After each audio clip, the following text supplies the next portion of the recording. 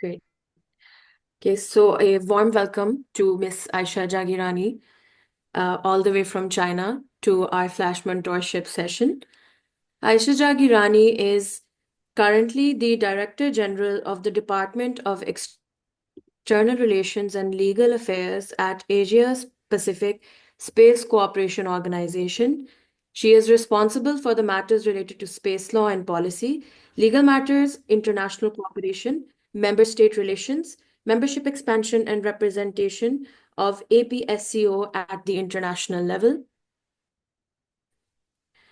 She has also been selected as a mentor for Space for Women since 2021, which is a United Nations Office for Outer Space Affairs program that facilitates access to the benefits of space exploration, science, technology, engineering, and maths, so STEM education and STEM careers for women. She guides and mentors young girls who aspire uh, for space law and policy education and professions. She has 18 years of experience in the field of international cooperation in space education and awareness, and law and policy. Before joining APSCO, she was working with the government of Pakistan at the National Space Agency as General Manager, International Cooperation and Space Law. She was also the project in charge for space education and awareness programs in Pakistan from 2011 to 2014 and has been involved in the working group on drafting the national space policy of Pakistan.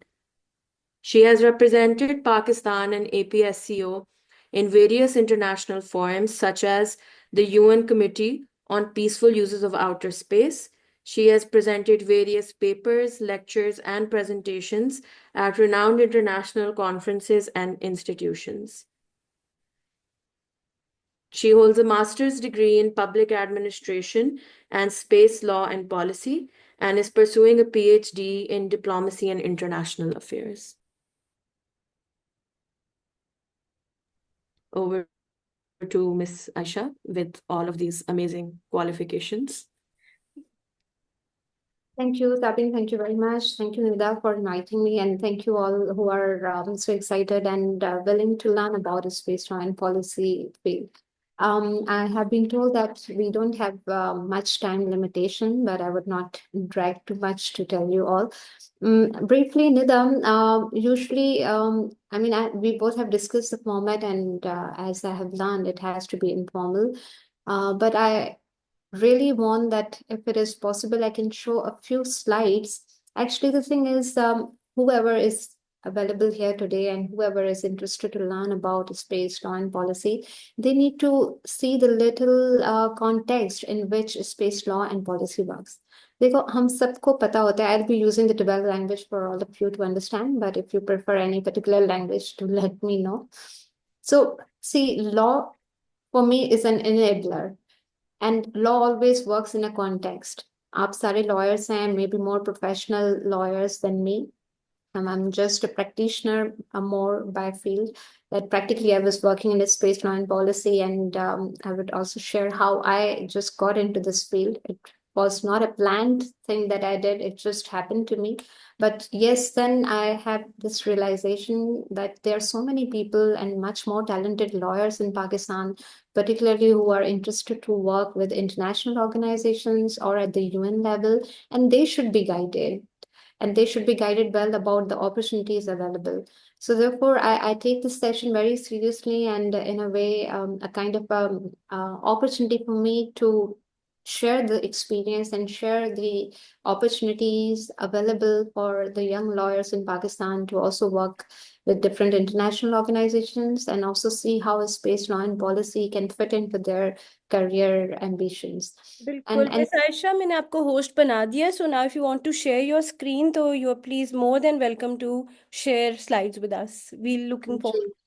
Because Nida, the thing is, and to all the wonderful participants here, the thing is, in the similar way, when we practice law, law is practiced in a context. So space, I understand that we all know a little about space and all that. हम सारे आसमान को देखते हैं, सितारों को देखते हैं, we do understand.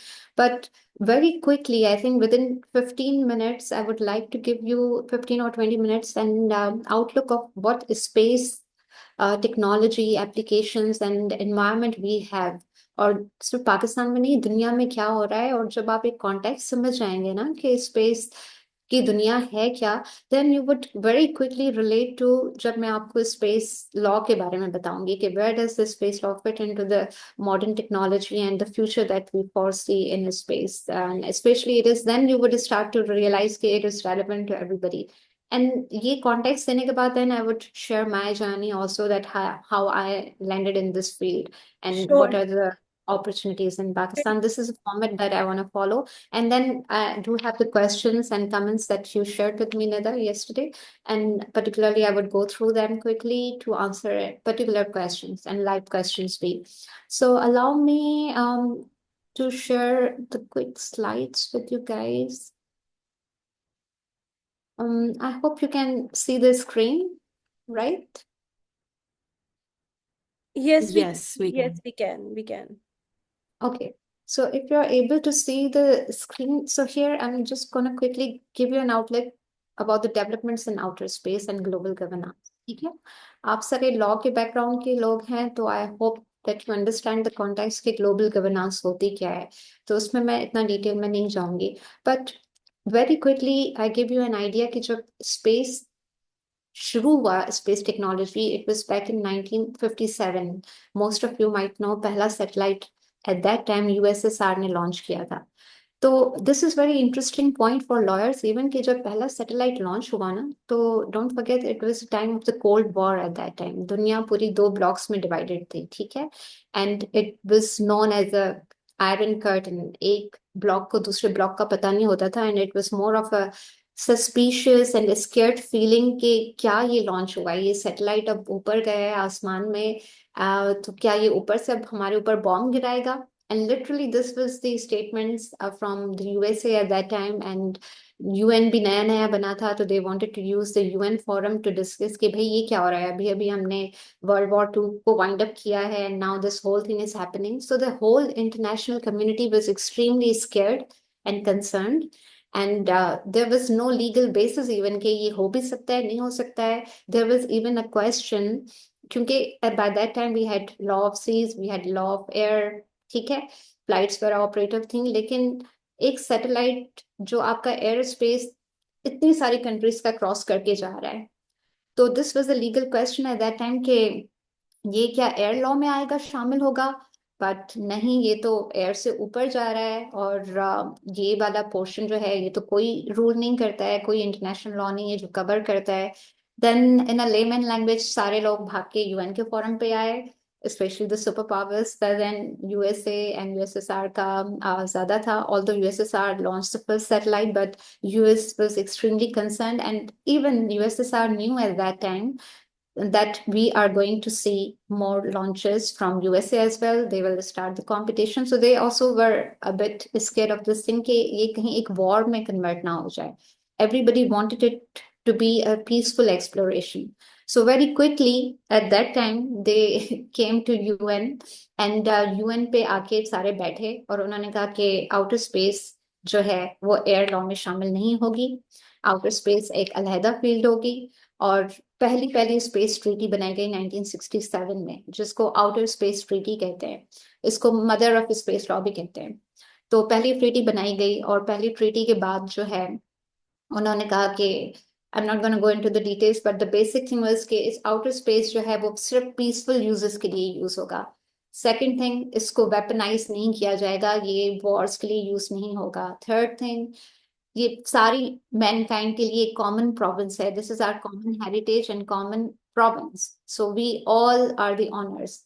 Fourth thing कि कोई कंट्रीज पे अप्रोप्रिएशन नहीं करेगी, बिकॉज दुनिया में हमने on the earth we saw the colonisation. And again context is important, because ये जो 60s वाला दौर था ना, वर्ल्ड वॉर II के बाद यूएन बना, eight that time even decolonisation started. ठीक है।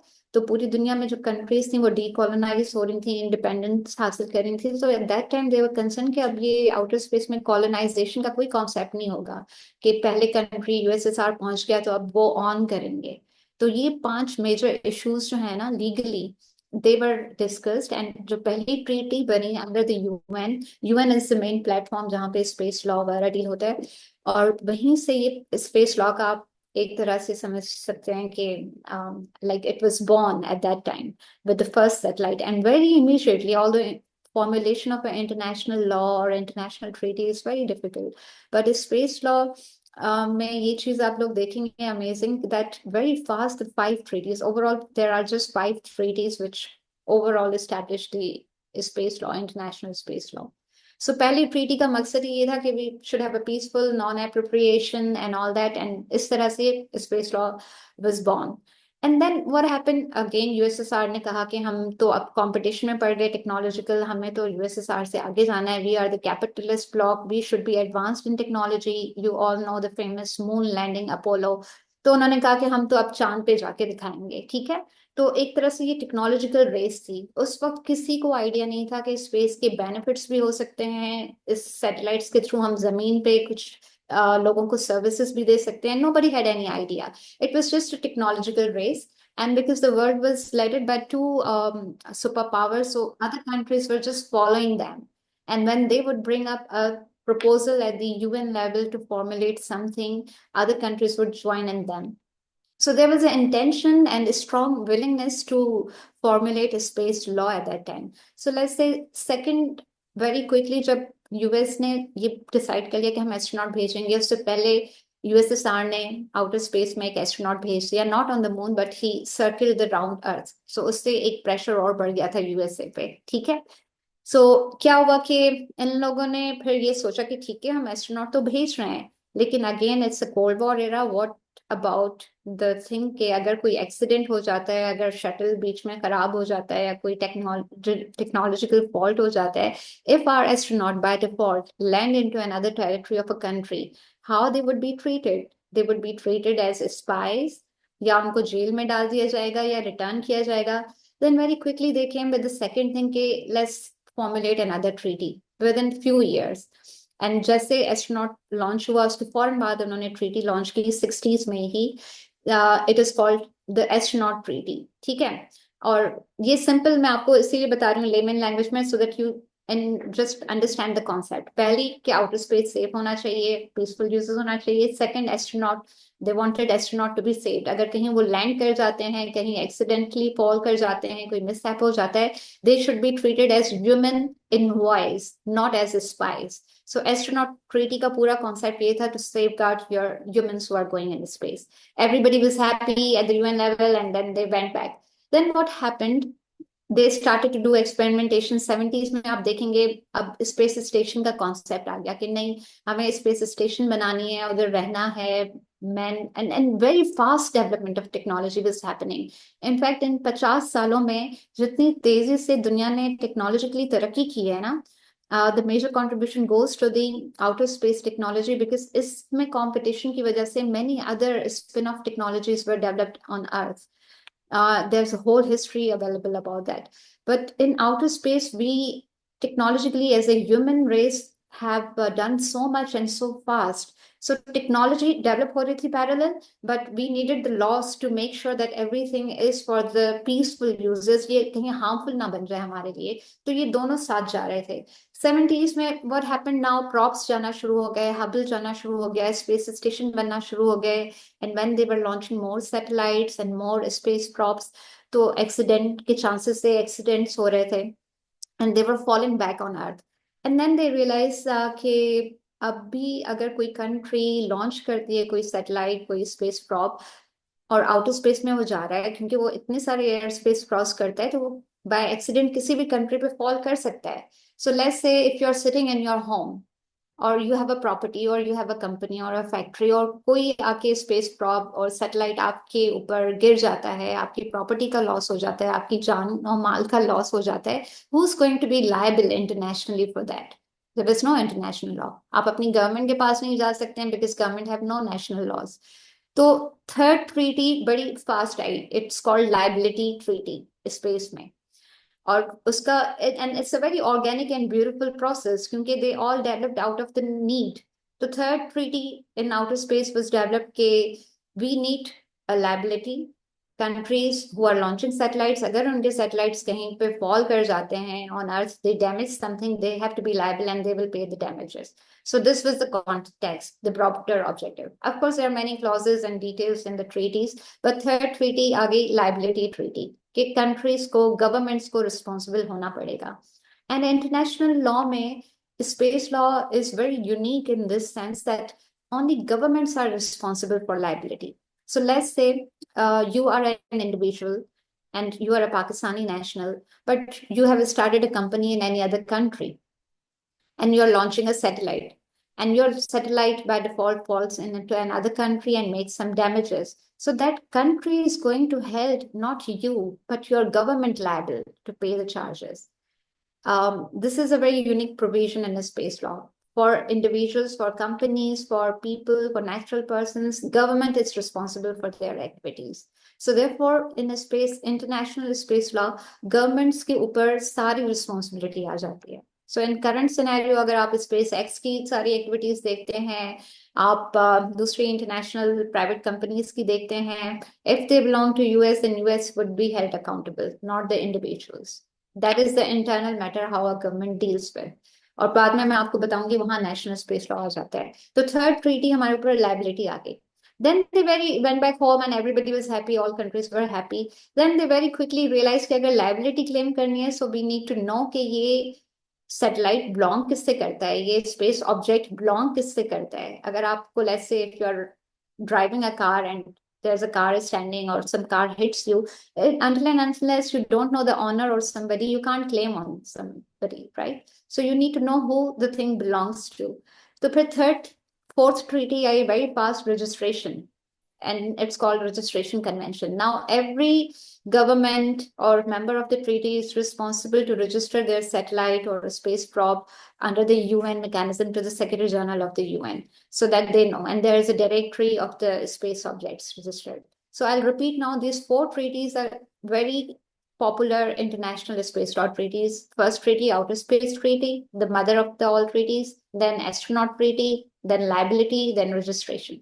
Fourth one, even they were so visionary at that time in 80s, 86, they also formulated the Moon Treaty because उस वक्त they had the vision, especially US का था कि, and US initiated that Moon Treaty. It's surprising. They initiated the whole thing कि Moon Treaty होनी चाहिए, Moon पे जाने के क्या rules and regulations होने चाहिए, preparation होगी नहीं होगी. Even people in 1980s were so visionary that they already knew कि हम जाएंगे चांद पर और चांद से resources वापस लाएंगे, हम एस्टेरॉइड्स पे जाएंगे, और अब हमारी exploration सिर्फ अर्थ तक limited नहीं है. Now human beings have to go in outer space, explore other planets and bring back the resources on our planet. तो ये सारा vision उस वक्त चल रहा था, and they came with the fifth treaty called Moon Treaty. But Moon Treaty is the most controversial treaty in international space law, और उसको मेजर स्पेस फेयरिंग नेशंस ने अडॉप्ट नहीं किया. Still it is under the international law. 17 मुल्क उसके members हैं. Pakistan is one of the member. Pakistan signed all the 5 treaties and even ratified. So हम सारी treaties के मेंबर हैं. And we don't know the real reason why when we signed the Moon Treaty, but the real thing is it's the controversial treaty because of only one clause. और वो चीज बड़ी relevant है आज के दौर में, क्योंकि आज के दौर में आप मून एक्सप्लोरेशन के बारे में सुनते हैं, अब नए मिशन जा रहे हैं astronaut. Now the world is thinking beyond earth and settling down on Mars and other planets. So moon treaty में एक क्लॉज था जिसपे कंसेंसस काइंड ऑफ नहीं हो पाया डेवलप्ड कंट्रीज का. Personally I think they were right. they were the clause is कि because space belongs to all human beings, इसलिए अगर कोई कंट्री जाती है और स्पेस से रिसोर्सेज वापस लाती है तो उसका बेनिफिट या उसका शेयर सबको इक्वली डिवाइड होगा. Now imagine if you are a developed country, if you are USA और Russia and putting all the money, resources, technology, experimentation, and space is a very, very expensive sector, by the way. Just to send one satellite, you have to spend millions of dollars to send one satellite, and then the operational cost and other cost. So it's not that easy. It's billions of cost to make a space station and make it operational and explore the life on other planets and do experimentation. So if a country is putting all that money, western countries का या developed countries का ये कहना था कि अगर हम सारा पैसा डाल रहे हैं, हम सारा रिस्क ले रहे हैं, हम सारे चांसेस ले रहे हैं, then why should we divide the benefits equally उन कंट्रीज के साथ जो सिर्फ ट्रीटी के मेंबर हैं and they are not doing anything. So they couldn't agree on this thing. But the other countries, the developing countries, were of the view that space is not your property. We have an outer space treaty that says space cannot be appropriated. तो हम सारे जो हैं सारों का share है. It's a common property. And if you want to go and bring back something from outer space, then you have to give us the benefit of it. So इस सिर्फ एक क्लॉज की वजह से जो spacefaring nations थी या developed nations थी, they did not join the treaty. In fact, to the extent के US में they do not even accept the fifth treaty as an international treaty. They only say every time, even at the UN forum, when they talk about the space law or space treaties, they always say we recognize only 4 treaties. We don't recognize 5 treaties. So with this contract की 5 treaties बनी, अभी तक यही valid हैं. 80s के बाद से कोई नया इंटरनेशनल स्पेस लॉ नहीं बना, क्योंकि 80s के बाद ये हुआ कि suddenly the world realized कि space is not just a technological race. उसके स्पिन ऑफ और उसके benefits on earth they were much much more. और यहाँ से स्पेस एप्लीकेशन शुरू हुई, नेविगेशन, सैटेलाइट कम्युनिकेशन. अब भी स्पेस हर एक की जिंदगी में इज प्लेइंग इम्पोर्टेंट रोल. सारी e-banking, सारी internet banking, satellite communications, live broadcasting, this all is happening because of the satellite technology. So there's not a single sector in our life these days, starting from the governance systems, modern urbanizations, agriculture, forestries, managing different resources, to communications and latest technologies. Everywhere space technology is used. And these are your communication satellites, remote sensing satellites, navigation satellites. So certainly ये 90s और 2000 का वो दौर था, 80s 90s के बाद कि countries की अब ये नेसेसिटी होने लगी. Now every country in today's in a day to day, like आज के दिन में almost more than 89 countries have space assets, like they are operating the satellites. Imagine in 50s just 2 countries started and उस वक्त कोई सोच भी नहीं सकता था कि हम सैटेलाइट बनाएंगे और भेजेंगे और उसको इस्तेमाल करेंगे. But आज it has become a indispensable technology for you. जैसे एकदम IT की टेक्नोलॉजी आई थी and now you can't imagine an office or a service without using computers. It's the same thing. And 2010 के बाद ये लास्ट 15 साल की डेवलपमेंट है कि now certainly the private sector has seen the benefit in outer space and the space economy is now $1 billion market. Even Covid के दौर में जब सारी countries collectively were going through economic crisis, companies were shutting down, space sector was the only sector which was even growing during the COVID. So space services had a huge scope. Now ये पूरा context देने का मतलब क्या है, that you understand कि हम किस माहौल में बात कर रहे हैं, space किस तरफ जा रहा है. Now private companies are going to overtake space and they are providing communication services, they are providing the navigation services on your mobiles, on individual services, and this is all happening. So here is a thing that shows you in a glance the number of services that we are getting from space assets like satellites and props. White wale portion mein which you are seeing is like a earth. The blue one shows the sky, and down below you can see the different sectors just in a glance. इसको इतना detail में देखने की भी नहीं जरूरत है, but later on I can share the PPTs with you. Travel and lifestyle, energy resources, environmental management, governance, e-education, infrastructure developments. जितनी आप ये हाई राइजिंग बिल्डिंग्स देखते हैं 100 फ्लोर्स की, 50 फ्लोर्स की, they cannot be built without using the navigation satellites. So these are the satellites that give you precise things कि कहाँ पे कौन सा block fit in होना है. Otherwise, this is not even possible in practical lives. From retail, finance, corporate, to especially transportation, logistics and manufacturing. And ये जो बीच वाला एरिया है से security, defense and intelligence. So आज के दौर में किसी भी मुल्क के लिए अपनी डिफेंस को बनाए रखना is impossible without using space technology.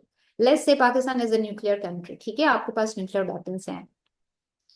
to fire a nuclear missile, you need precise navigation, and you have to use navigation satellites to put that system, put those coordinates in the missile, put it on a plane. And even a fighter plane cannot fly without communication satellites and navigation satellites. They need navigation satellites. हम सारे American GNSS पे dependent हैं to fly. So it doesn't matter you buy highly millions of dollars expensive F-16s, you cannot fly them without using the navigation satellites.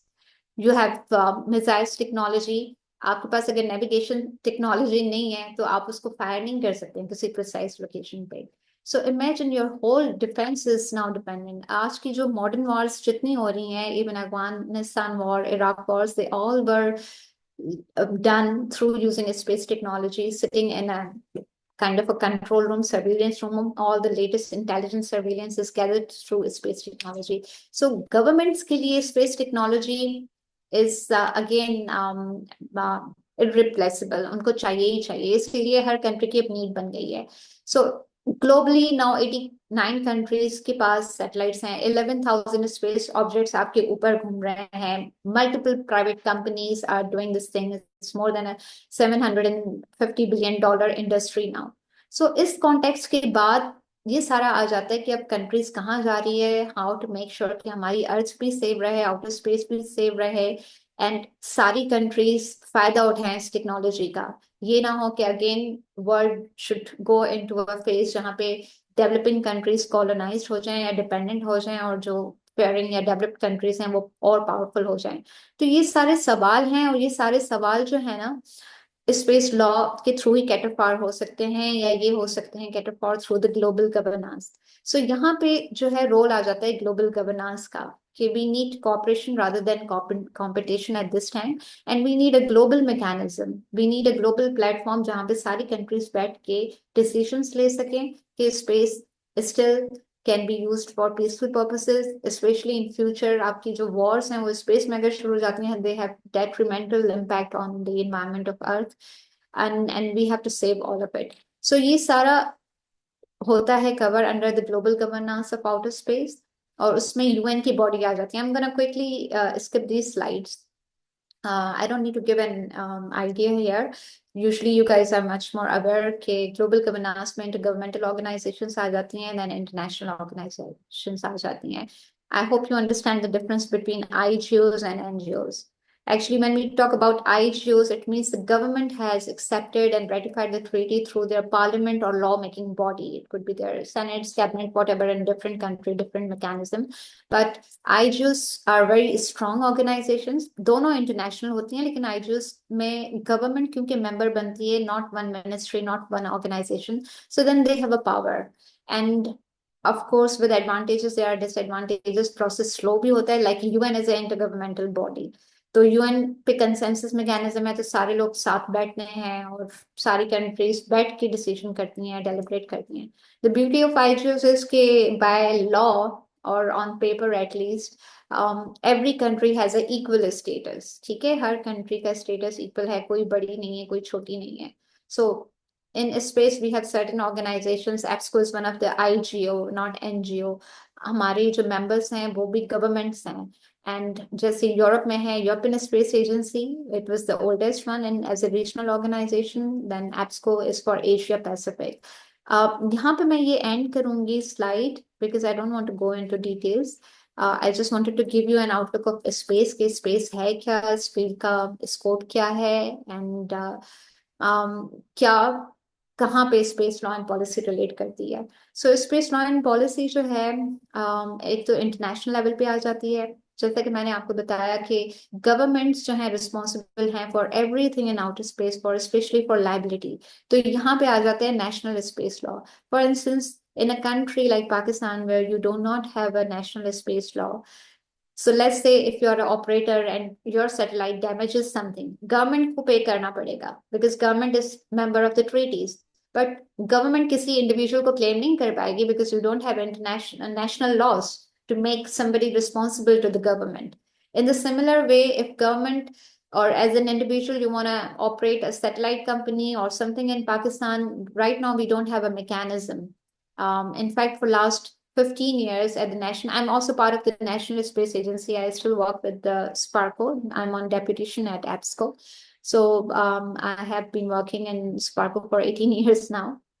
And I'm very open to share the things that we have as organization as plus and also the challenges that we face. So for 15 years, we were pursuing the government to go for national space law and national space policy. And as a first step, eventually, after struggling for 15 years, in 2023, finally, we have a space policy. We launched the space policy in December, and it's operational for 1 year. So now a space policy in Pakistan mandates the government of Pakistan to establish a national space agency, which for the time being is SPARCO, and also mandates SPARCO to provide licenses to the operators who want to provide services of satellites, like communication or broadcasting services, or either want to launch satellites or something. And इस policy का भी एक background है, इसीलिए ये 2023 में eventually launching, because some of the foreign companies now were trying to provide services in Pakistan, and because Pakistan has no national space law, so it became very challenging for government to control or to put taxes or preference for our own satellites to be used first. And therefore, they realized the need for which we were trying for last so many years, that you need a national space policy and you need a national space law. So eventually, the good thing is we have a policy now. And right now, the national space law is even under the process of finalization. I mean, at the agency level, it is done. It is under deliberation with various ministries and various stakeholders. So at least we hope in coming year, we would be having a draft of the national space law in Pakistan. This is the context of the Pakistan. We do have only one agency, but we have stakeholders, because services are being used by many ministries and many other organizations, such as especially the armed forces. They use Pakistan Satellite Services. The Disaster Management Authority in Pakistan definitely is a big user, because especially in the cases of disasters. And now we have concurrent disasters every year, floodings and all that, especially. So again, space technology is used, remote sensing कि कहाँ पे कितना damage हुआ है, कितना damage predicted है. Even sometimes we can predict in case of floods and rains in advance कि कितना flow होने वाला है, कहाँ पे ये पूरा mapping के through पता चल जाता है कि कहाँ पे ज्यादा flow जाएगा, कौन से areas, कौन सी cities affected होंगी और कितना affected होंगी. So at least life could be saved. And this I have even seen practically how the technology helps to mitigate all of this thing. And so we have a lot of user base in Pakistan. It was also a hard phase in last 20, 25 years to make the government realize that technology could be used for the better governance and better solutions. And I mean, much more could be done, especially in terms of land management in Pakistan using remote sensing technology. So we have issues and challenges in Pakistan, but it's still, it is such an indispensable technology that you would not be able to live without it. So use करना पड़ती है काफी सारी जगहों पे. But right now the thing is we have only one agency. And what is the situation about space law and policy? We do not have a single institute, agency, or university that provides you a degree education program in space law and policy. So yes, यहाँ से मैं शुरू करूँगी our second part, that how I landed in this field. Aisa, can I just ask you one question before you get into Sure, that? sure. This is wonderful. I mean, it has opened up so many, thoughts in my mind. And I was just thinking that, एक चीज है कि आप इस technology को कैसे लोगों के बेनिफिट के लिए यूज कर रहे हो, बट देन ऑल्सो ये वेपनाइज भी हो सकती है, और आई एम श्योर होती भी होगी. तो कोई Yeah. कंट्रीज ऐसी हैं जहाँ पे नेशनल लॉज है, वहाँ पे क्या लोगों के राइट्स की भी बात हुई हुई है कि किस तरह से, लाइक, अगर कोई ऐसी सर्वेलेंस हो रही है थ्रू दिस टेक्नोलॉजी, या लोगों के अगर कोई और राइट्स इस तरह से वायलेट हो रहे हैं थ्रू दीज ब्रीचेस जो अभी आपने मेंशन की, तो are there have the laws in any country reached a point जहाँ पे people have also rights under these treaties or these national laws or whatever, and if so, what kind of relief and remedies can they get? और जब पाकिस्तान का law बनेगा या बन रहा है, उसमें कोई राइट्स होंगे हमारे कि नहीं होंगे आपके ख्याल में? Neta, this is very interesting question that you have asked. In fact, at the moment, there are more than, I guess, at least more than 45 countries जिन्होंने अपना national law बना लिया है. क्योंकि देखो realization is there कि अभी जो outer space treaty की जो मैं बात कर रही हूँ, जो mother treaty कहलाती है, there are 113 countries who are member of the treaty. That means they have accepted that treaty and ratified that through their parliaments, their legal mechanisms. Governments are member. और UN की there's a body under the UN because हमारे पास time बहुत limited है and information is so big. So मैं चाह रही थी कि सिर्फ एक at the end of the day when people are leaving the session they should have a clarity what they are talking about and thinking about. But under the UN there's a body, there's a committee जो General Assembly ने बनाई थी in 1967 में to prepare the first treaty of space. उसके बाद वो committee आज तक काम कर रही है. उस कमेटी के अंडर एक सब कमेटी है जो लीगल कमेटी कहलाती है, that is responsible for the whole international space law. So उनकी तरफ से भी there have been a lot of efforts to popularize the concept कि how governments are responsible. And then national space legislation, major spacefaring countries, they are doing their national space legislation.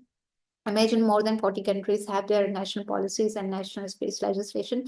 And even there's a big database available under the UN platform. There's an office of the UN who deals with the space law. If later on we have time, I will give you a brief intro of that. I have that one slide prepared. तो वो कहलाता है United Nations Office for Outer Space Affairs. So I'm starting. Acha, I also have a question. I think there is an emerging issue now related to space debris. As we Yeah. see now more and more people launching space objects in the space. Recently, we saw India when they launched their rockets in the space, they sort of exploded in the space, polluting the already polluted outer space region. So, because I believe that the current liability convention does not really directly address the space debris issue as such. So, do you think that in the coming days we will see a new convention or an amendment in the liability convention ji ji. to include अच्छा Ali, issues I'll related return back. to? I'll return back to your question by quickly answering the Nida's question क्योंकि मैं उसमें थोड़ा सा context बताती हूँ. International level पे there's a UN body that makes sure कि international law है, उनकी implementation है या countries को responsible हैं वो register कर रही हैं. फिर national laws जो more than 40 countries हैं, they have made these clauses according to their own national requirements. ठीक है, तो national laws में आपको इतनी variety मिल जाती है and there's a whole database available and it's the interesting area to even do the research कि different countries ने क्या क्या नेशनल लॉज बनाए. There is no standard format. Guidelines हैं जो ट्रीटीज से आती हैं लेकिन हर कंट्री उसको एलोबरेट कर सकती है, इम्प्लीमेंट कर सकती है because the national law has to be also compatible with your other existing national laws, right? So let's say if you're using the technology and you're doing a survey mapping or you're mapping your own areas or of other countries, तो कौन इनको monitor करेगा या rights लोगों के या public के कहाँ पे कैटर फॉर हो रहे हैं. So one at the international level, UNOSA has some even guidelines on remote sensing. So remote sensing gives you a guideline कि आप remote sensing use कर सकते हैं satellites, लेकिन क्या obligations हैं कि किस country का किस हद तक remote sensing हो सकती है या नहीं हो सकती है, ठीक है? इसी तरह से नेशनल लॉज में ये कवर हो जाता है कि आप की नेविगेशंस के थ्रू वो ट्रैकिंग है या क्या है, कहाँ तक आप कवर कर सकते हैं, कहाँ पे पब्लिक राइट्स आ जाते हैं, कहाँ पे प्राइवेट कंपनीज के राइट्स आ जाते हैं. Private company wants to operate a satellite and have all these images, so how they are going to use it. So we have beautiful examples available how different countries are doing, especially the developed countries. US is one very good example. They have the extensive national space laws. And divided into different parts. So yes, we do have NIDA available these things, but Pakistan में definitely अभी तक जो law हो रहा है, they are more concerned from the perspective of government कि how should we save the government rights and obligations कि हमसे पूछ के permission ली जाए, हमसे पूछ के license दिया जाए, और अगर हमारे ऊपर liability आती है तो we should make somebody to pay for it. Ali, very quickly, Ali, space debris जो है ना is one of the very one of the top issues and challenges in space. In fact, abhi recently, maybe you all guys know, abhi last week I was in Bonn, Germany. वहाँ पे there was World Space Forum going on. It's a big forum जहाँ पे सारी agencies के लोग आते हैं. So we were discussing global governance, and I even learned during the conference that September में the leaders of the world under General Assembly have adopted Pact of the Future. आप में से कुछ ने शायद नाम सुना हो, ठीक है। It's a very interesting document of 16-18 pages. You all guys, specially law के जो बंदे हैं ना, मैं निधन लॉ के बंदों को हर बार ये बात बोलती हूँ कि for me to become a lawyer is an easy thing, although law is difficult, but to remain relevant as a lawyer is difficult. ज्यादातर जो प्रोफेशनल्स होते हैं, they lose the touch with their field कि हो क्या रहा है, and until and unless you are not aware of what is happening around you, specially in your area of field, so उसमें फिर आप you can not remain a relevant lawyer. So always keep a look at what is happening in an international community. Politics is never away from the international law. If you are interested in international law, you have to see what is the global governance, what is geopolitics, what is the situation changing, because you would understand international law, even the development of the new international law in a context. In the similar way, agar aap national level pe hain lawyer ya kuch, so you have to see what is going on at the national level, especially in your politics.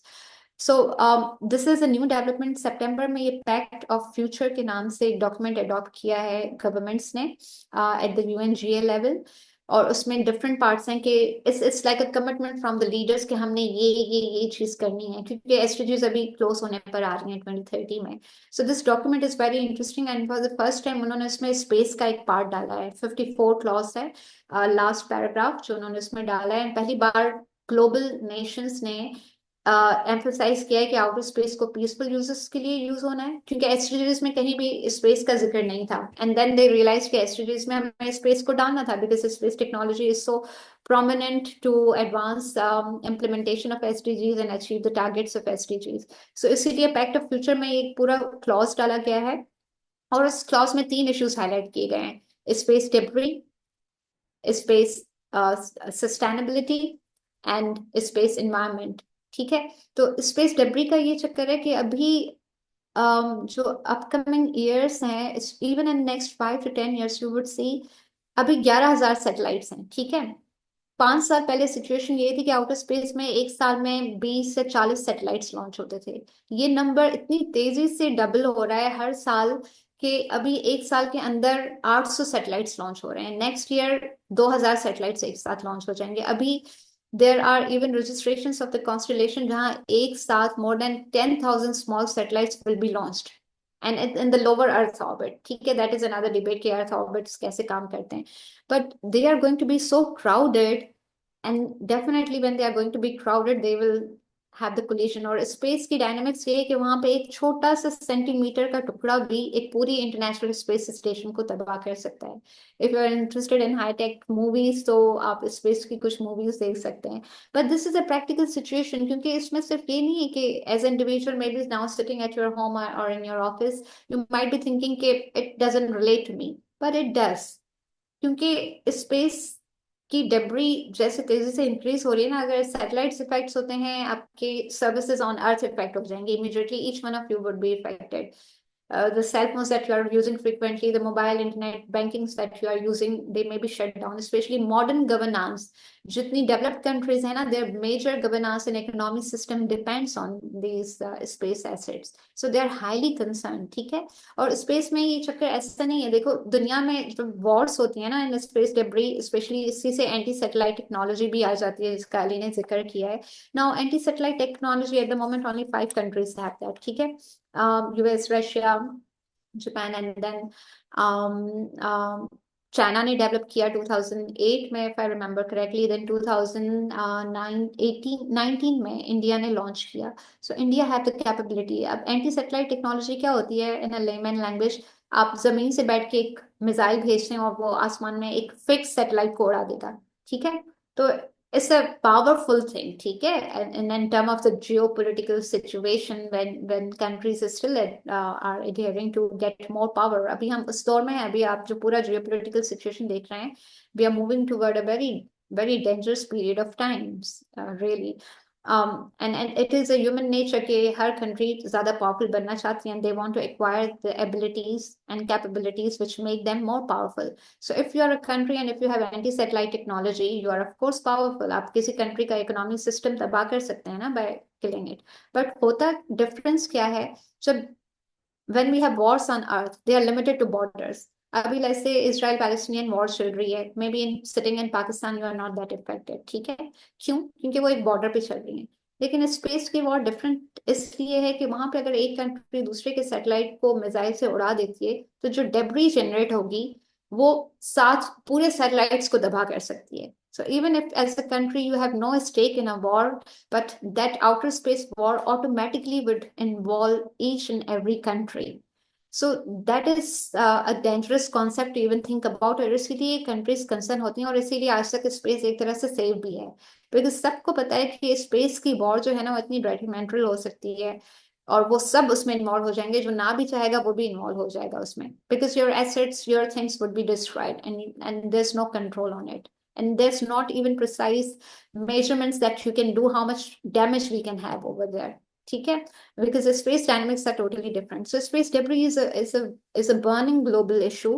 Already the debris is growing and growing, and we do not have mechanisms to bring back. Even technology develop हो रही है, but Ali, this is such an interesting area for legal people.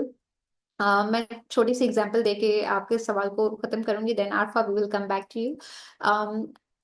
Space debris remove की जा सकती है, technologies have been developed. अभी last week world forum में पूरे 3 सेशंस थे डेब्री पे, but the thing is legally it is difficult. Let's say you are a country, आपका सैटेलाइट है, इट स्टॉप्ड इट फंक्शन, एक सैटेलाइट 5 साल के लिए चलता है या 7 साल या 8 साल के लिए चलता है, ठीक है।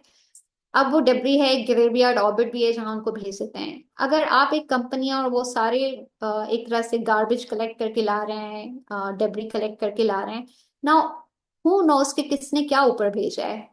Although weaponization is prohibited, although sending the nuclear weapons is prohibited, but nobody could actually verify that already some countries have sent some nuclear weapons in outer space. Already some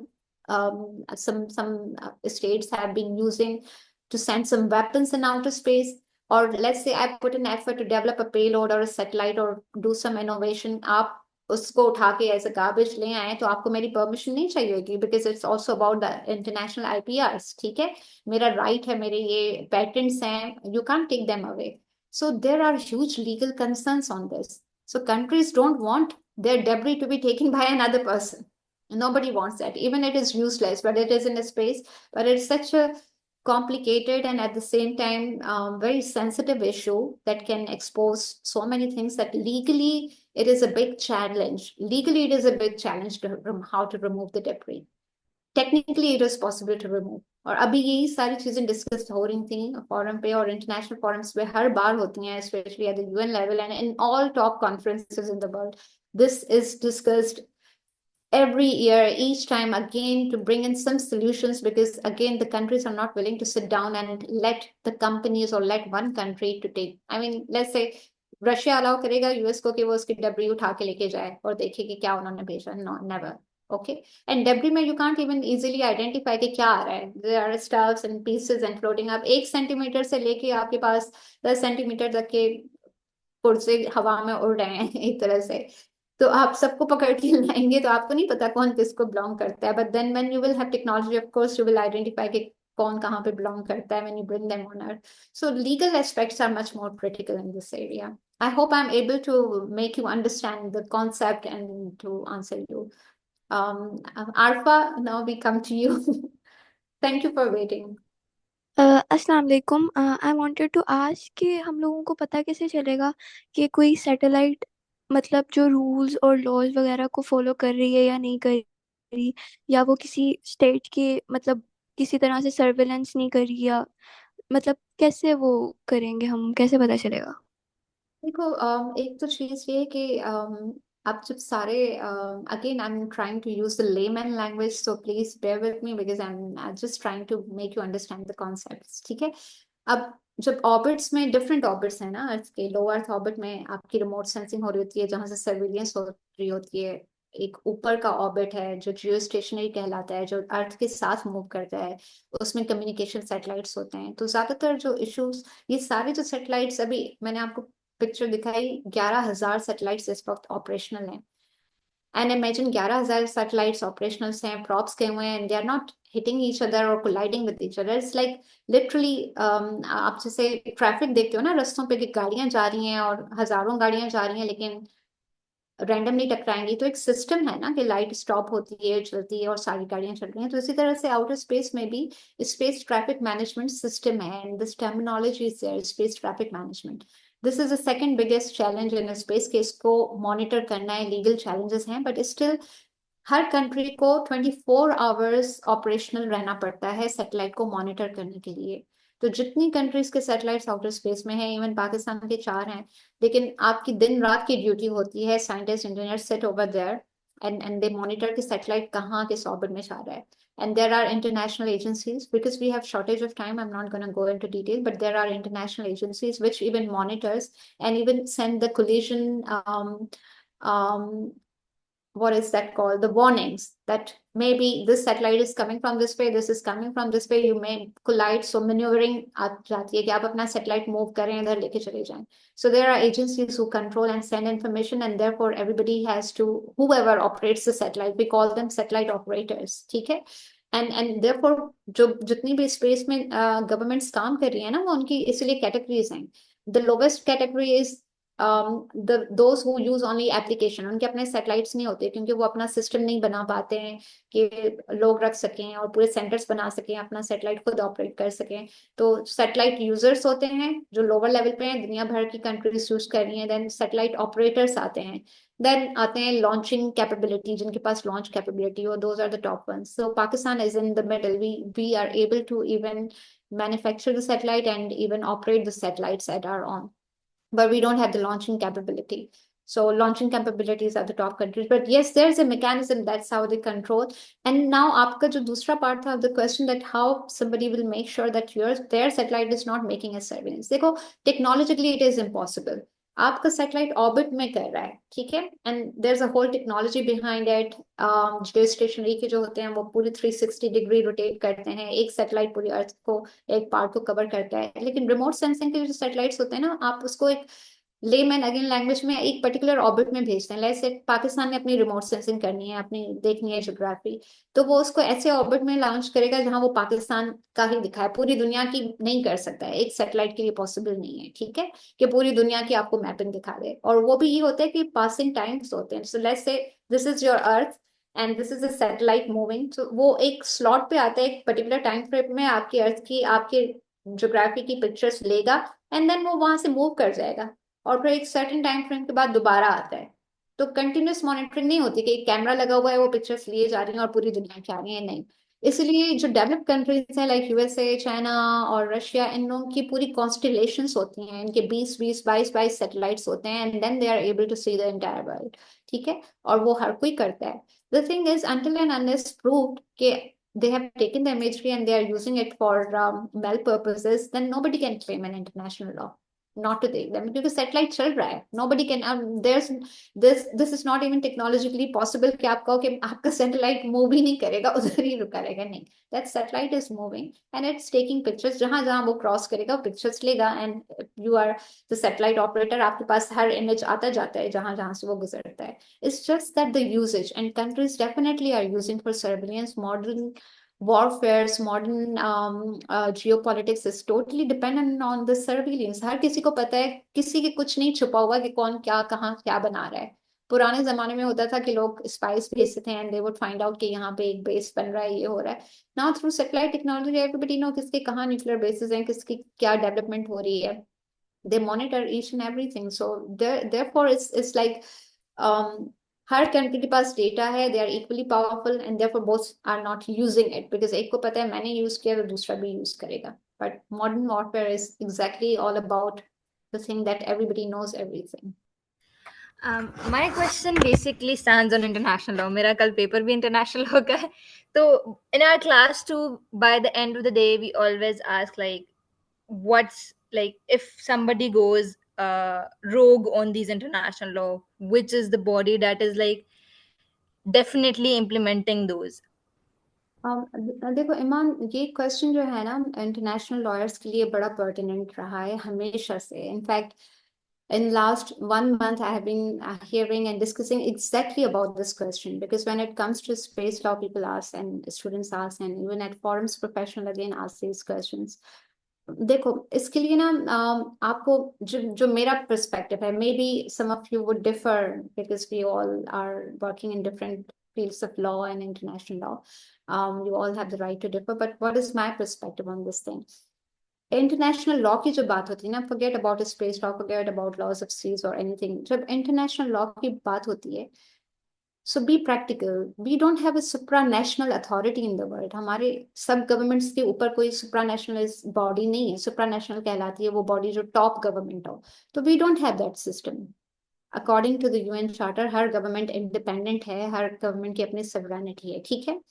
now international law क्या है? It's a kind of a commitment, still is a commitment, ठीक है.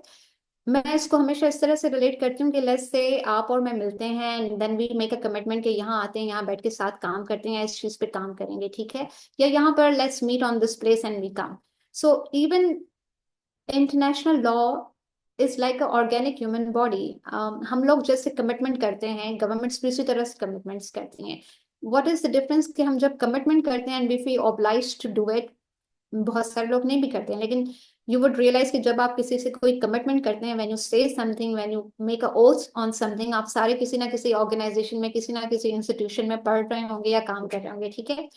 what is the thing that makes you bind to follow their rules and regulation as a student, as a professional? आपने कहीं कोई और कहीं कोई declaration sign की होती है ना, it's still your choice if you don't do that, ठीक है.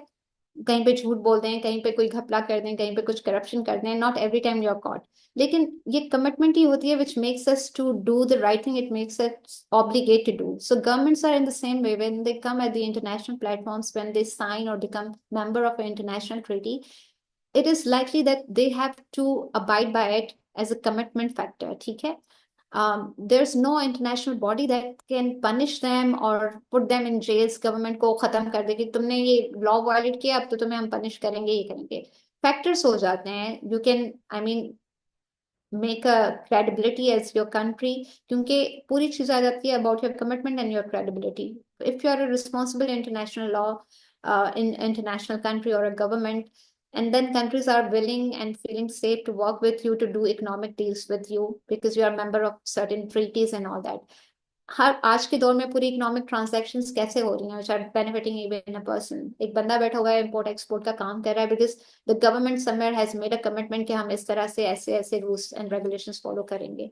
And we see this thing कि जहाँ पे नहीं होता है वहां पे एक एक peer group pressure आता है, community pressure आता है. Let's say few years back in Donald Trump's time, when US withdraw from the Paris Agreement, ठीक है, which was a big treaty adopted by all the countries on climate and environment thing. So US is a powerful country, और जो powerful चाहे बंदा हो या country हो, I mean there's no way to control them, ठीक है. But by peer pressure, by showing them that you are irresponsible in international community, this is the only way, this is the only way. कोई international policing नहीं हो रही है, कोई supranational body नहीं हो रही है कि वो सारी countries को control करेगी. So international law is all about making commitments, putting a peer pressure to make somebody oblige the things. क्योंकि आपने आईसीसी का भी देखा है, आपने आईसीजी का भी देखा है. They make the decisions and some countries don't follow and they don't have any way to do it, ठीक है. अभी recently we are hearing a lot about the things that ICC is saying some countries don't want to do, and if they are powerful, who's going to go against them, ठीक है. पाकिस्तान जाके कहेगा US को कि पूरा करो जो ICG ने या आईसीसी ने बोला है, वरना I'm going to punish you. But because you have to see the reality and the real practical grounds on which we are working. International law for that matter never works outside a practical ground. You always have to implement the law somewhere, right? Or implement kahan karna hota hai? In a situation, in an environment, in a place, in a geography. So even at the national level and even at the international level, it is the obligation, and the powerful would definitely would have in a way the choice to not to obey, and you can't do about it, right? So ये fact है, और ये international law में है. And then the question comes in sometimes, तो फिर क्या international law को खत्म कर देना चाहिए? I mean, I even on the contrary asked this question after explaining. So what do you think? This is the situation, this is the thing we have. We don't have an international police, we don't have the big government which controls all other governments, we don't have a supranational system. So do we have an option कि हम सारा ही international law खत्म कर दें and countries could be in chaos? For me, or in my perspective, no, this is not the solution. Still, the solution is to have some laws. इसीलिए international law की जब बात होती है, so you all guys must be aware that how powerful the soft law is. In fact, major of the international treaties emerge from the soft law. And what is soft law? These are not even binding instrument, but they make you do something out of the practice, out of the peer pressures, out of the environment that you are working with. So उसमें सारी चीज जो हो जाती है settle हो जाती है. In fact even when it comes to space law, Ali का भी थोड़ा था कि अमेंडमेंट होगी लीगल ट्रीटी में कि नहीं डेब्री से related. Amending international law is so difficult in this time, जहाँ पे डिफरेंट कंट्रीज के डिफरेंट स्टेक्स हैं and they are not coming on one ground. ठीक है, जब दो ब्लॉक्स में था countries during the cold war, it was really easier to formulate international laws. अभी the international situation has gone too diverse, extremely challenging. Countries have divergent interest. And when they have divergent interests, they do not agree on a simple thing to come together. So formulation of international law, whether in a space or for that matter in any other field, is extremely difficult. And then the renowned experts around the world in international law, they extremely focus on the soft laws. So अभी UN level पे even space में guidelines issue हो रही हैं for even space debris mitigation. UN ने guidelines issue की हैं for remote sensing. Nida के सवाल से कि कौन किसको सर्विलेंस कर रहा है, क्या remote sensing guidelines UN level पे इशू हुई है. Recently sustainability of outer space पे गाइडलाइंस हुई है. इसी तरह से हर फील्ड में. So this is the only way out according to the international law experts, that we still have to work on this field. We should focus on soft laws, and by practice we can create a pressure on other countries to follow the same. Because ये भी fact है कि जैसे एक इंसान अकेला नहीं जिंदगी गुजार सकता है ना, इन द सेंस कि आप कहें कि मैं सबसे कट जाऊंगा और मैं अकेला हर चीज करूंगा, इम्पॉसिबल है. तो आज के दौर में imagine a country can say this thing, even a country like USA, कि मैं सबसे कट जाऊंगा और मैं अकेला ही सब कुछ करूंगा. नहीं, they still need cooperation, they still need interaction, exchange in economics and many other things for their survival. So for survival, it is important to cooperate and work with others. So when you have to work with others, then you need a framework under which you can work. And that framework is law, that framework is international law. So Thank you you need so much, yeah, international. Aisha. We'd like to now just quickly, because I know time हमने कर लिया है, लेकिन आपकी journey सुने बगैर हम जाने नहीं देंगे कि आप पाकिस्तान में जहाँ पे इतना स्कोप या अवेयरनेस भी नहीं थी, आप कैसे इसमें आई हैं, and then how did you chart your how did you navigate your way in this field, because जो लोग इंटरेस्टेड हैं इस फील्ड में वो जरूर जानना चाहेंगे कि where can this start from, and what are the opportunities here that they can explore. Sure, Nida. Although it's a strange story, मेरा कभी intention नहीं था lawyer बनने का या space law में आने का या space field में आने का. It just happened to me. But yes, I was extremely interested to become part of the government systems. I had this strong realization जब मैं student थी. I was a pre-engineering student. I quit my pre-engineering. Thank God घर से कभी कोई pressures नहीं थे. They were like, even पढ़ना है तो पढ़ो, नहीं पढ़ना तो नहीं पढ़ो. So they all were pretty cool about it. So I changed my engineering field. Although I was a brilliant student as engineering, I wanted to study social sciences like history or political science. I was very much interested to learn how the government systems work, what are the governments. So I joined my bachelor's for political science in Karachi University. And when I landed in that department, even professors were surprised, and they would ask me that you had such good percentage, you could be an engineer or go anywhere. Why did you come here? इस जगह पे कोई नहीं आता है. So it was a disappointment, even though क्योंकि वहाँ पे कुछ इतना सीखने को नहीं मिला. But then I explored and discovered the public administration department in Karachi University. It was wonderful. So my interest was in public policies. When I was in final years, coincidentally, the National Space Agency came for the recruitment over there. And my chairperson, because I was the topper in my class, he in fact asked me to go and just appear in the entry test for that jobs. I had no interest and I had no idea what that agency was. Or 17 grade officers की recruitment हो रही थी. I was so naive. I didn't even know 17 grade का officer होता क्या है. But I'm sharing this thing. यहाँ पे एक lesson है जो मैं usually young बच्चों को बोलती हूँ. And if today we have some young lawyers here. Something that has always kind of bring me a huge benefit is listening to somebody's advice. If they are senior than you and if you feel like this person are genuine. So sometimes even if you don't feel like it, I just go. मेरी जिंदगी में ये हमेशा हुआ कि if some senior advised me to do something, I did it. for no reason, even if I'm not inclined or feeling interested. So I just applied and I got selected. They had various procedures, 7 steps of recruitment in Suparco at that time for non-technicals. So then I was recruited and I was put in international relations, and I had no idea about the international relations. मेरे field नहीं थी, but because of the communication skills, they put me there. And the first organization I was assigned was APSCO, because Pakistan नया member बना था 2008 में इसका, and in 2010 I was assigned this organization. So I started to learn about this organization and I was working in this field. But with me, a good thing was in office, I never got the desk job ever. I was lucky enough to be reporting directly to the chairman of Suparco in the headquarters and to the secretary and of Suparco. And I was also, I must say, was lucky that I got very wonderful people, bosses who like groomed me. So they would always assign me some additional ad hoc projects because I was so much motivated to work and contribute somewhere in the government system. So first project, they gave me education and awareness in Pakistan, in which we started the campaign to popularize the space education and awareness. And we were traveling across all top universities, schools, colleges in Pakistan. I was project in charge for 3 years, and then we formulated a directorate. वो खत्म हुआ, तो उसके बाद then one day my secretary and chairman told me, Pakistan उससे पहले international level पे नहीं जाता था, यूएन की मीटिंग्स में भी नहीं जाता था. हम मेंबर थे 5 ट्रेटीज के, लेकिन एजेंसी का कोई कंट्रीब्यूशन नहीं था स्पेस लॉ में.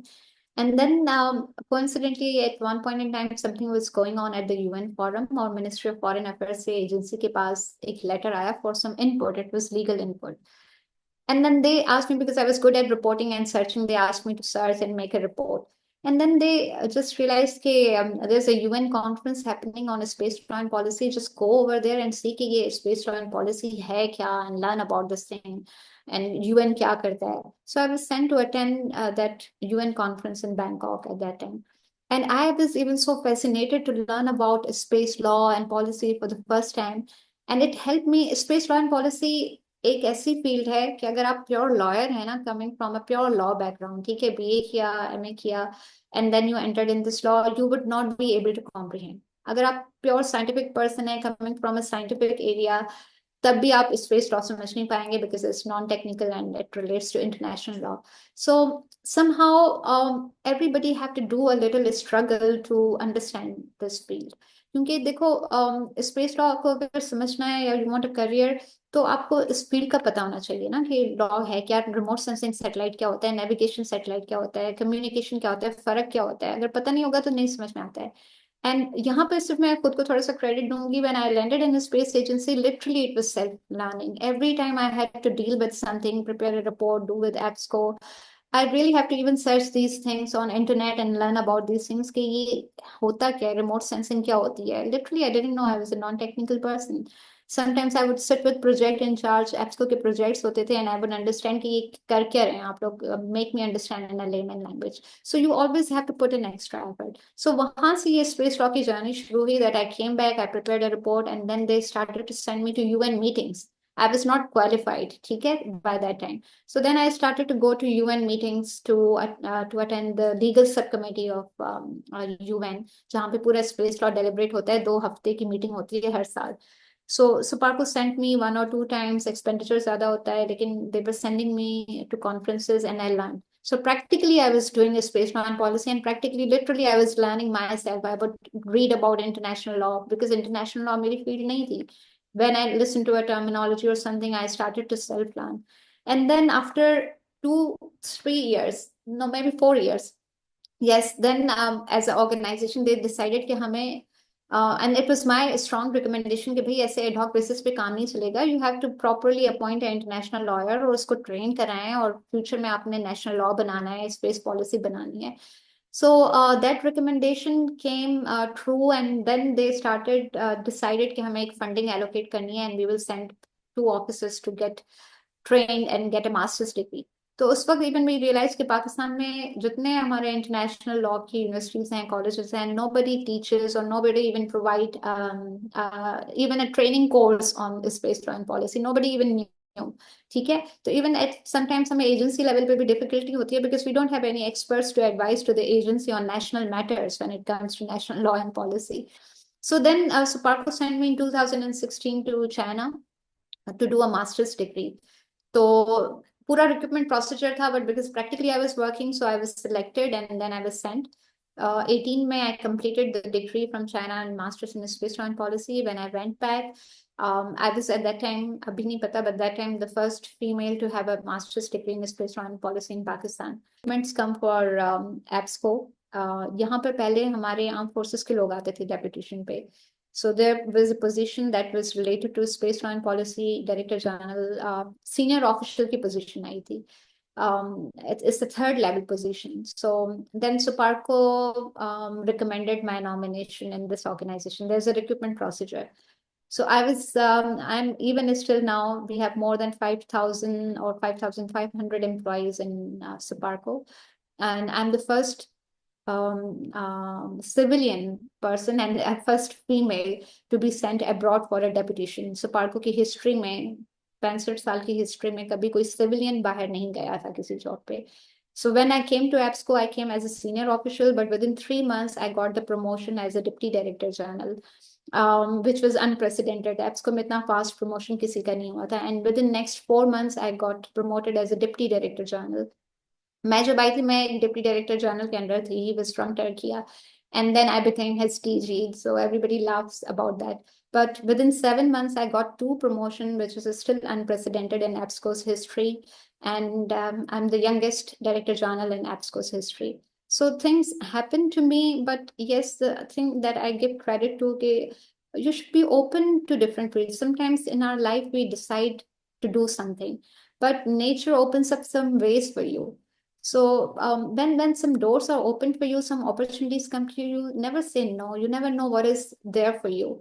So this has been my attitude in life, and I always say to young people, it's good to be ambitious, but कभी-कभी अल्लाह ताला के ना आपके लिए अलग plans होते हैं. So if a door is opening, never say no to an opportunity. So मुझे जब space law के लिए offer किया गया, would you like to take it as an ad hoc? जब मेरे कोई seniors, and I know those seniors were, they would trust me and they see some ability in me. और कभी कभी मुझे नहीं आइडिया होता था ये काम होगा कैसे. जैसे एजुकेशन अवेयरनेस की कैंपेन चलाना, international relations. I never knew about international relations. But yes, I would always take risks, that if somebody is willing to take risk with me, they see some capability, I will do it. And then I would put at least my 100%, because I also strongly believe कि देखो हम सब capabilities में different हैं. So never compare yourself with another person. Literally, it's useless. Never get into a competition कि वो उधर पहुंच गया मैं इधर. अल्लाह ने सबको different बनाया. But I have a strong belief that we are being rewarded by Allah in the sense that how much hard work and sincere effort we have put in. And that is the reason for your success in any field. You cannot compare how intelligent you are than another person. वो natural चीजें हैं, background से related हो जाती हैं, but what you have today and how much sincere effort you are putting in that, that is something that nature is watching, and nature will reward you for that. So yes, things came to my life, and I never knew about international relations. ना मेरी study थी. I never knew about education and awareness projects. But I had to learn, and I put my effort. Space law was offered to me, and I said, yes, I will do it. And I try to then put my all effort. Then even यहाँ पर अभी EPSCO में आके, I have been able to take few initiatives even for the Asia Pacific region. और यहाँ पे Nida, I'm sorry I'm taking your too much time, but this is only going to be 2 more minutes. Please go Very ahead. important. So we have started a scholarship opportunity for the young people, because I really I feel this thing कि हमारे मुल्कों में, specially एप्सको के अंदर, Pakistan, Bangladesh, Iran, Mongolia, Pakistan, Peru, Thailand, Turkey, ये सारी countries हैं. China के अलावा थाईलैंड में एक यूनिवर्सिटी है जो स्पेस लॉ की डिग्री देती है, और 6 मुल्कों में बिल्कुल भी नहीं है. और मुझे पाकिस्तान का पता है. सो even in Pakistan at Institute of Space Technology, we have introduced a course, but we have scholarships available.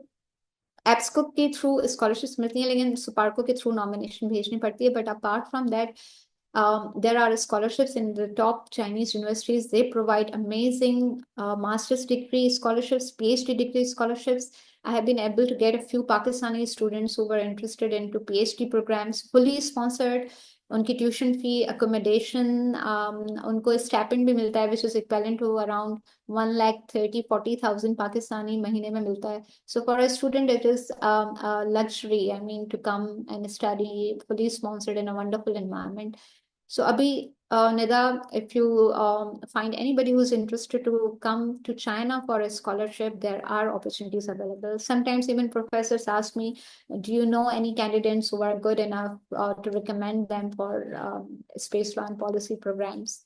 So opportunities Pakistan mein nahi hai, but internationally in terms of education, there are so many opportunities available. In terms of job, yes, in Pakistan, definitely it would be difficult because Pakistan में भी वो market इस तरह grow नहीं कर रही.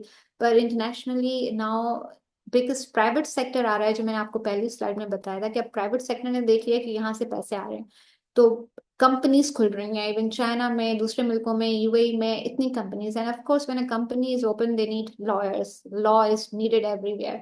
So there's a huge scope in terms of what is coming in the future. And difficulties and challenges would be there to study, to get a job or to get a career. But if somebody is enthusiastic enough, future is there, I personally believe. That's wonderful. मेरा तो अपना दिल चाह रहा है कि मैं Nida, you must. but ताबीन का हाथ खड़ा है, तो let's hear it from her. Yeah, so I just first of all, I wanted to say that I genuinely really enjoyed this session. And secondly, I just wanted to ask about the scholarship opportunities that you're talking about. So is it for lawyers or जी ताबीन मैं सुन रही हूँ. I was just having a sip. yeah. So I just wanted to know those opportunities that you're talking about. Are they for like law students or are they for STEM students to study space For law? both. They are for both. As I just mentioned before, Okay. that space law is a very unique field. Imagine I got enrolled in master's degree in a Yeah. space law policy without having a degree in law, right? I just had a public Yeah. administration degree, but I had a practical experience of working and all that, so they enrolled us. So there are universities who look at if you are professionally working in a field, they get you enrolled. A few Pakistani students, Pakistani even I'm talking, that have got enrolled in PhD programs and some of the top universities in China. Actually, China में opportunities इसलिए हैं अभी available because China really want to develop this field. They are visionary people and they see how much space is gonna grow and they have huge assets. And उनकी जो top law universities हैं, they all are offering more than 8 universities are member of our alliance. I also have established an alliance here, जिसको इस साल हमने inaugurate किया था. We have 27 members. We call it EBSCO Space Law Alliance. And Nida, this is for you, even as your organization, if you have a NGO or something and you want to be part of this alliance. क्योंकि ये concept था, next year I will be finishing my tenure here, and I had this thing in mind that before leaving, I should be able to create a network of all the educational institutions, colleges, and NGOs and organizations to connect with each other in a space law and policy. So if somebody is interested, if some university has a scholarship, they should be able to open and create awareness to other students and other institutions that these are the opportunities available. So yes, Tabeen, background would not matter. Either you could be a law student or you could be an engineering student, or normally with the master's statement, they ask you to provide one-page idea about why do you want to do this course. And currently at this point in time, maybe in next few years, it would be much harder. At this time, many amazing like top Chinese universities have started the course and they want international students क्योंकि local उनको बहुत मिलते हैं, but they have a specific scholarship called Chinese government scholarship for, and then the China wants to promote to bring more international students in China. So उस चक्कर में ना, right now it is comparatively easier to get enrolled or get a scholarship if you have average good academics and you show interest in a space law and policy, and if you have a law background, definitely it's more easier to get enrolled. So आराम से scholarships मिल सकती हैं. और in fact अभी जो महीना है दिसंबर में अभी ओपन हुई हैं एडमिशन्स. हर साल जो चाइनीज गवर्नमेंट स्कॉलरशिप्स हैं वो ओपन होती हैं फ्रॉम मिड और एंड ऑफ नवंबर, एंड जनवरी के एंड तक या फेब के फर्स्ट वीक तक क्लोजिंग डेट होती है. So the thing is, in parallel, you search for a university in China, और उसमें अपना कोर्स देखते हैं। और in parallel you see the Chinese scholarship website, उधर एक फॉर्म होता है, उधर अपना वो कोर्स नंबर डालते हैं, आप यूनिवर्सिटी डालते हैं और उस फॉर्म को फिल करते हैं। तो मास्टर्स के लिए तो इजी है, it's very easy to get admission. PhD के लिए इंग्लिश में कोर्सेज होते हैं उनके वहाँ पे? सॉरी, इंग्लिश लैंग्वेज में होते हैं ये कोर्सेज या या? इंटरनेशनल स्टूडेंट्स के लिए है ना, तो इंटरनेशनल लैंग्वेज में I did my masters in English language. So it's not, China में जो इंटरनेशनल कोर्सेज ओपन होते हैं they are in English language, teaching English में होती है। In fact they even invite various professors from other countries. हमारा जो प्रोग्राम था उसमें we had professors from USA, Australia, from UN, from United Nations office, exactly जो वहाँ पे काम करते हैं उनके directors, ex-directors, they were coming and teaching us about the UN programs. So those were not only the Chinese professors teaching us, amazing faculty we had. So thank you so much. I will definitely look into this. I'm a law student, and since my first year, I've been mooting and I've been self-studying international law myself. So I'm always been very interested in international law, and space law is something that could honestly, like the way you're discussing it and the way I like international law, I feel like that could really be great for me. So thank you so much for letting me know, and I will definitely look into. Wonderful. Nida, if you allow me, I know we have limited time, but this could be even just between us. Recently, I have learned a thing in China, and I am communicating to some other professors because you have interaction with wide variety of international lawyers and lawyers in Pakistan. एक चीज China ने अभी शुरू की है, इनकी कुछ universities में, इनकी एजुकेशन मिनिस्ट्री ने एक फंड दे रही है Chinese universities को, and that is called talent cultivation base in international law. And I was very surprised to learn about that last year. उसमें होता ये कि जो इनकी टॉप यूनिवर्सिटीज हैं या जो भी हैं, उन्होंने किसी भी दो इंटरनेशनल ऑर्गेनाइजेशन के साथ कोई MOU अग्रीमेंट साइन करना होता है to work and cooperate together. And if they have an agreement in to work something in international law, any field, IPRs, space law, intellectual properties, or climate and environment, and then they can apply to their ministry and they give them fund. और उसमें ये करते क्या है, this is important, वो अपने students का एक बैच सिलेक्ट करते हैं, डजेंट मैटर PhD का स्टूडेंट हो, बैचलर्स का स्टूडेंट हो, मास्टर्स का स्टूडेंट हो, उनकी कम्युनिकेशन या इंग्लिश लैंग्वेज और कुछ और क्राइटेरिया रखा हुआ है, वो एक 25-20 लोगों का ग्रुप सिलेक्ट करते हैं और उस टैलेंट कल्टीवेशन के अंदर वो उनको प्रॉपर ट्रेनिंग देते हैं कि कैसे इंटरनेशनल ऑर्गेनाइजेशंस में जॉब सीख करनी है, UN का सिस्टम क्या है, यूनाइटेड नेशंस में जॉब कैसे आती हैं, कौन से इदारे ऐसे हैं जो आपकी फील्ड से रिलेटेड हैं, स्पेशली लॉ में। बिकॉज चाइना की अभी ये स्ट्रेटेजी है कि उनके पास टैलेंट बहुत है, but Chinese student are not very fluent in the languages, English नहीं बोल पाते हैं, and they are not very confident. So when it comes to getting international positions in UN, they're not very competent in terms of candidates. So imagine government is taking this action to train them. और मुझे ये चीज हमेशा से feel होती थी because when I got the exposure of UN and all that, I used to literally, when first time I went to UN meeting, I was like, हमें किसी प्रोफेसर ने यूनिवर्सिटी में क्यों नहीं बताया कि UN के फॉरम होता है, UN पे ये चीजें होती हैं, या UN में कैसे जा सकते हैं। I started to search at my own and you're like wandering here and there, but कोई आपको गाइड नहीं करता, कोई इवन आपको ये बताता भी नहीं है that you are competent enough to go or you can be even part of it. हमारा ये बना होता है कि नहीं, हम तो UN में जा नहीं सकते हैं, maybe the competency things are too high and we would not be able. It's not the true thing. Really, when I see things inside and I meet with many people working in different organizations in UN, and when I learn about their journeys, they just simply applied and got into it by chance.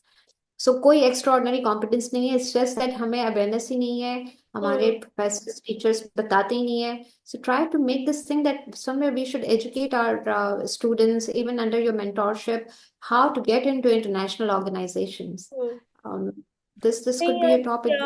Course नहीं यार, thank you so much. बल्कि अभी भी जो है ये this has been so such an eye opening sort of a session for us, and clearly we need more of these, and in a larger sort of context, क्योंकि mentorship हमारा काफी intimate छोटा program है, यानी close knit है, whereas of course I think you deserve a much bigger platform. मैं तो अभी खुद सुन के हैरान हो गई हूँ। तो हम आगे भी आपके साथ सेशंस प्लान करेंगे जहाँ पे हम मतलब हमारी ऑडियंस और आउटरीच थोड़ी ज़्यादा हो, so that you know this kind of awareness can come and people can start thinking of you know a career path in this field, because I think कि जो आपकी वाली बात है इंटरनेशनल लॉ में बहुत हाँ अपॉर्चुनिटीज हैं, यूएन के एम्बेड के बाहर इतने इंटरनेशनल ऑर्गेनाइजेशंस हैं। I guess we have immense talent, but we underestimate our talent, and हमारे पर बच्चे जो है ना, और यंग बच्चे, वो खुद को समझते हैं कि हम तो उधर कॉम्पीट ही नहीं कर पाएंगे। And बिल्कुल I have seen this thing, for instance, I meet with a lot of people internationally from India, let's say, hmm in the top conferences in the world, ठीक है। और जब मेरा इंटरेक्शन होता है, I get surprised how supportive they are. अगर let's say if I am a Indian sitting somewhere in some organisation और something in a university, oh my God, they try so much hard to provide opportunities and awareness to their other या students, bring बिल्कुल them in, and we somehow don't do that thing as a community. मैंने So भी so यही we देखा, मैं to Sri Lanka भी गई, Vienna भी गई, जहाँ भी गई मैंने भी यही देखा, बहुत इंडियंस एक दूसरे को सपोर्ट करते हैं, प्रमोट करते हैं, and I think that's the kind of support we need to extend to our people as well. And आपके वहाँ होने का हम बहुत फायदा उठाने वाले हैं कि जब तक आप वहाँ हैं we can at least you know do our best to connect people to this and create some sort of awareness around this। Scholarships वाली बात भी हम कोशिश करेंगे अपने प्लेटफॉर्म से भी शेयर कर लें, अगर आप कोई पोस्ट वगैरह या उसके लिंक्स हैं कोई तो हमसे शेयर कर लें, so that we are also able to create you know more awareness around it. But thank you so really much for your time, and thanks also to the people who joined us in the session. इसको record करके हम YouTube पे डालेंगे जब, तो मैं आपसे वो लिंक भी शेयर कर लूँगी, so that you also have that and you can then circulate it wherever you want to. But thank you so much for the time. Tabeen and Iman, अगर आपने कोई पार्टिंग थॉट्स कहने आयशा के लिए तो you know the floor is yours, फिर हम आयशा से फाइनल उसके लेके रिमार्क्स तो क्लोज करेंगे सेशन। जी Iman, you want to Thank you से so anything? much. Thank you so much. The session itself was very informative, and since we are students at the moment, we need more and more information day and day. So yeah, it puts up like with our peers. Oh, we know this, we know that. It puts up on another step of our Good luck against with our your peers. exam also. Yeah, I need a lot of luck. It's international law. Good luck with that. Jeeta Been, any Thank parting you, thoughts? Hafiz. Tafis. thank you. Thank you so Yes, much. so I also just wanted to say that this session was very, very eye-opening and it was really interesting because space law isn't something I've ever thought about. Or, I've always also chalked it up as, oh, it's a science subject, it's a STEM subject. I cannot do STEM. I have this thing in me that I have absolutely no confidence in such a field. So I was like, I never even gave it a second thought. I was like, ये तो है ही science के बच्चों के लिए, तो मुझे तो घुसने की जरूरत ही नहीं है ना इसके अंदर. But now hearing what you have to say and the fact that even a law background or a civilian background can enter into it, so that really honestly made me realize how much in Pakistan, definitely we lack opportunities, but also we just like have such strong preconceived notions about ourselves and the things that we can do. So thank you so much. I really appreciate that, and I will be sharing this with all of my friends as well because all of us just like think we can't do anything when in fact we really can if we want to. And so I really want to. So thank you so much for this session. Thank you so much, Aisha. Final words from you, and then we'll call it a day. Nida बस और time नहीं लूंगी। I think I have spoken a lot already, but I really appreciate you personally and your team and all of the colleagues working with you, because I'm just here for a session, but you're doing a great job. I wish you so much luck and always, and I mean, I know I'm not that very active on the group on WhatsApp and all, but I always feel so happy to see somebody like you and all of the wonderful women trying to help each other and trying to break this notion of just getting everything for yourself, but now starting to learn, share things, and you're doing amazing job. Keep doing it. I know it Thank must be you. very hard, Likewise. even as a woman, to Likewise. do No, I mean something. you are an inspiration for us, and so happy to have found you and discovered you through the various initiatives that we took, because you know हमें पता ही नहीं था कि आप हैं और आप space law में पाकिस्तान का नाम और खवातीन का नाम इतना रोशन कर रही हैं, सो इट्स ये भी प्लेटफॉर्म की वजह से ही पॉसिबल हुआ है, so it's really great knowing you all these years and to see you grow and to know about the wonderful achievements of yours. So it's been wonderful, and we'd be celebrating your achievements throughout the month of December. You are our mentor of the month. If anybody sends up any follow-up queries, मैं आपको email कर दूंगी या WhatsApp कर दूंगी. But thank you so much for your time, and it was lovely hearing you. Thank you so much. Same here, Nida, same here. I wish to meet you someday in Pakistan. Inshallah. Or maybe in China. Maybe in China. You're most welcome in China. If you ever intend to just come and visit, please do. ठीक है, ठीक है. Take care ji. Thank you so much everybody. खुदा हाफिज. Take care. That is, have a good evening. Hafiz, thank you.